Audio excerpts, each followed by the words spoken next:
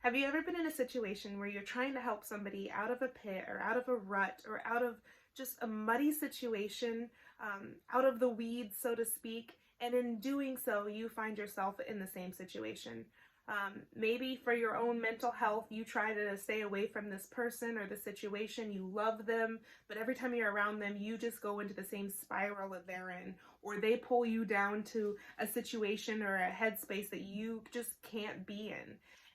And you want to be able to help them and you love them, and it's not a reflection of that, but you don't know how to get into the pit and get them and you back out of the pit. You find that you fall into the pit and then you fall in as well.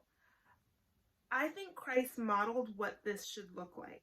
It's not just us watching other people suffering or struggling and saying, well, if you want my help, you have to ask for it. And if you ask for it, you have to be willing to do what I say. Sometimes we think that's what it is. We've tried to help somebody and they don't want our help. But really, if we go back and we reevaluate, we've just given them an ultimatum to believe us or follow us or do what we've said instead of getting into the pit with them. Now, that's a scary thought if you don't have the tools to be able to help yourself out of the pit, or you're not even sure how you've gotten out of the pit. Then that's a scary thought to be able to jump back in the pit. It's why it's so important to pinpoint, what is it that's helped you this far? What is it that's made you who you are right now? What are the lessons learned that shaped how you do life today? Write those down. They're so easy to forget as you're going through life, and then we become intimidated to get into relationships with certain people because they might bring us down, forgetting that we've already conquered the same struggles as some of the other people in those pits. So we don't have to go down to the weeds the same way. We don't have to worry about falling into the pit and not being able to get out. We've learned how to get out. We've gotten stronger. What is it that you've gotten stronger in? And what is it that you're afraid to jump down or to get on another person's level because you're afraid of like how they could hurt you? What is it that you're fearful of in yourself and in your own life? What is it that you're afraid of getting into the pit regarding? And I'm saying into the pit, but really just jumping in a situation with another person that you're like, I don't know, they always wrap me in their mess and I don't know how to stay out of it. Is that their problem, or is that something that you can get stronger in? I think sometimes looking at the situation as Christ would, knowing that Christ came and he got into the pit with us. He condescended to where we were at in order to bring us out, in order to be the best teacher. He wasn't like, take it or leave it, but instead he met us where we were to show us what that looked like, to show us how to get out of the pit. He didn't just say, get out of the pit. He brought us out of the pit. And we have that same power today. When you see someone going through something, or you see someone that just has really bad mental habits or mental thought progressions, or maybe you have a friend that's just petty or jealous or spiteful or whatever it is, and you love them, but when you're around them, you start to notice that they rub off on you and you don't like that, so you stay away from it because you know it's easy to fall into that. How do you stay in relationship with those friends and give them hope to get out of that too?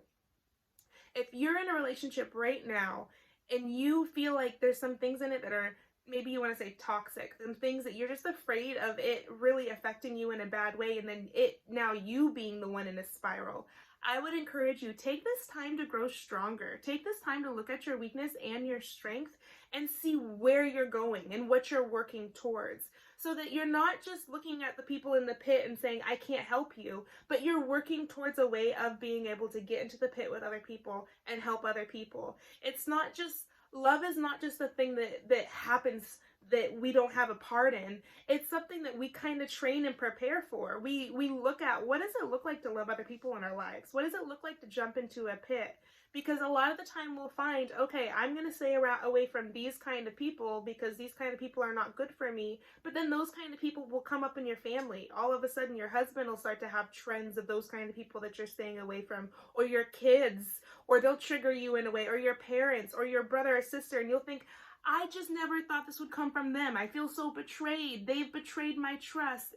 It happens to all of us. We all fall in the pit. It's why it's so important to practice getting out of the pit. How do we practice getting out of the pit? How do we practice helping other people get out of the pit? Write down the things that you remember that have made a huge impact on your life. Look at those things. Don't forget what it is that's brought you out of the pit that you used to be in, and what pit you're in now that you're trying to get out of. pinpoint those things. Being self-aware of some of the things that we're going through, some of our mental habits, is so key in our own growth.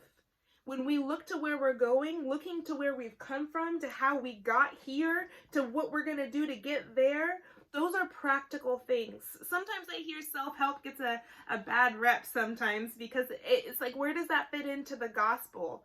Well, I just want to encourage you guys. Self-help is absolutely a good thing when it's in light of who he's made us to be. Because his whole word, the Bible, is a big self-help.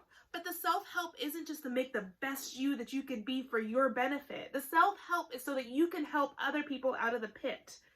It's so that you can be used as a worker, as a vessel, as a blessing to somebody else who's also in a pit. It's not just so you can go live your best life now and then you're at the best place you can be. It's not just the ends at you.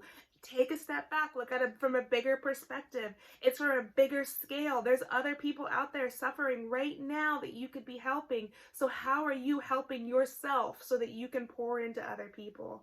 I just want to encourage you, write down your progress, write down what's gotten you to where you are right now and where you're trying to go. Look at your goals and share it with someone else. So it's not just you, but you have accountability for you are working towards who you're trying to be, and someone can hold you accountable for that. You will not regret it.